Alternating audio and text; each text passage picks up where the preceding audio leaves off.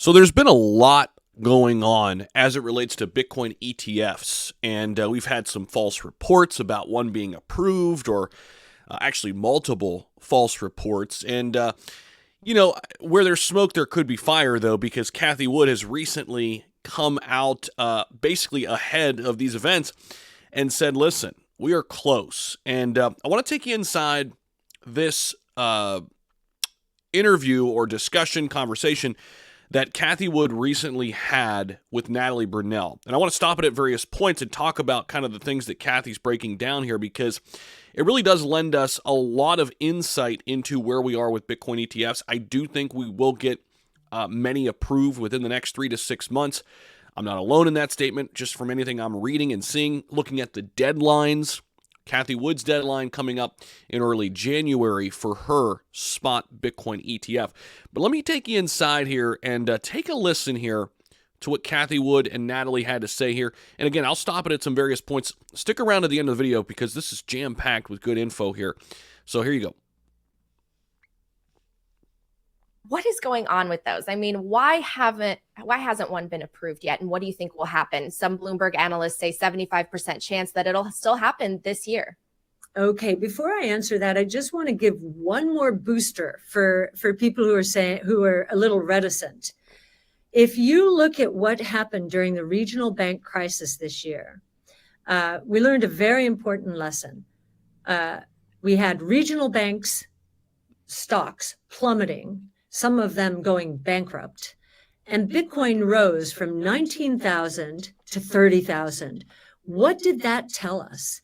It tells us that because of the decentralization and the transparency in the network, that counterparty risk is not an issue for Bitcoin. And so there was a flight to safety into Bitcoin. Think about that. Let me just stop it right there. This is so accurate, right? We saw Bitcoin go from 16,000 to 30,000 amid the banking crisis. People were looking for that hedge, and they found Bitcoin. As bank stocks were plummeting, that spoke very loudly to me. And I think the other reason people have been reticent is they heard about FTX. And if they think about FTX, though, FTX proved the point that you really want to be involved with a Bitcoin network and not something like an FTX. Why? Bitcoin is transparent and decentralized. FTX was completely centralized, completely opaque, and a fraud. Sam Bankman-Fried did not like Bitcoin. I understand why. He thought he was a master of the universe and could control everything. Well, he couldn't control Bitcoin, right? That's why. He couldn't control Bitcoin. Right. And that's its beauty. That's its beauty. So now with the ETF, what is going on? I think, we know the research people at the SEC, and they know what they're talking about. They are really good. We've met the head of FinHub now, who reports directly to Chairman Gensler. And for me, the disconnect is they know so much and they are so good that I believe this was much more Gary Gensler standing in the way. I don't know for sure, because they could never say something like that. I just know from how we have discussed Bitcoin with them that they really understand it and they understand its merits. Most important.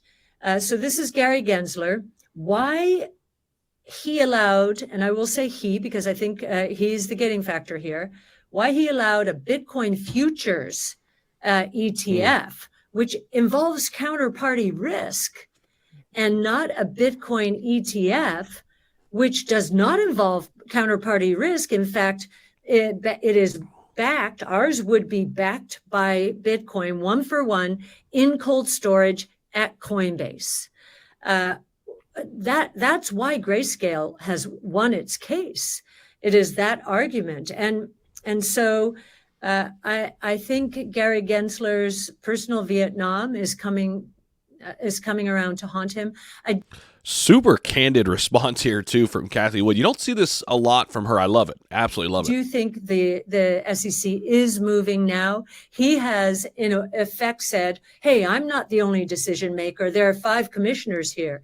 That means some of the research that we believe is percolating up to those commissioners might be getting through to them and might be the grounds now for the approval of a Bitcoin ETF. And we don't think that the SEC will approve just one. They will probably approve a group of them. And that means it will become a marketing battle. And we do hope that our research, how much we give away our research, mostly because we feel it very important to educate. It's one of our mission and values. We hope that helps us as we, hopefully being one of those approved, go out and start marketing. Very interesting. Of course, Cathie Wood, if you don't know the background, backstory, backdrop, if you will, she called Tesla super early, was super early to a lot of great tech companies, and she sees the merit in Bitcoin. She's been calling for a Bitcoin price to get up over $1 million by 2025, which I don't know if it's going to happen that soon, but the moral of the story is she's super bullish on Bitcoin. She's been right more than she's been wrong in terms of calling out new and emerging technologies, whether they're companies or networks like Bitcoin. And again, super candid response here, basically saying that Gary Gensler's getting in the way of, these Bitcoin ETFs. And eventually, once he gets out of the way, that a lot of them would be approved pretty fast, right? And I do agree that it won't be just one. I think it will be many. I think an Ethereum ETF will soon be there after. That's exactly how it went down in Canada. It was just weeks past the Bitcoin ETF approvals, where then Ethereum ETFs were approved as well. So where does this leave us right now? Well, I think the timing and everything here is really good. I mean, I think we're going to get kind of two things happening at once, two really bullish things happening at once. We're going to get some, legal clarity / Bitcoin ETFs approved. In addition to that, of course, we have the Bitcoin halving. And I think this will line up really nicely. Hopefully we get the ETFs a little bit beforehand. And then obviously we have the halving coming up in April. And we just saw recently, to Cathie's point, what Bitcoin has done in 2023. It's hard to believe, but it is the best performing asset here this year and year to date, 2023. It's went against the grain where many stocks have plummeted. Bitcoin has continued to gain ground and really hold steady during some really tumultuous times in the overall market. So I thought this was really great to hear from Cathie Wood. Hopefully you got some value out of it. Let me know if you guys like this, what your thoughts are, and don't forget to subscribe to the channel. Appreciate you guys. We'll see you in the next video. Take care.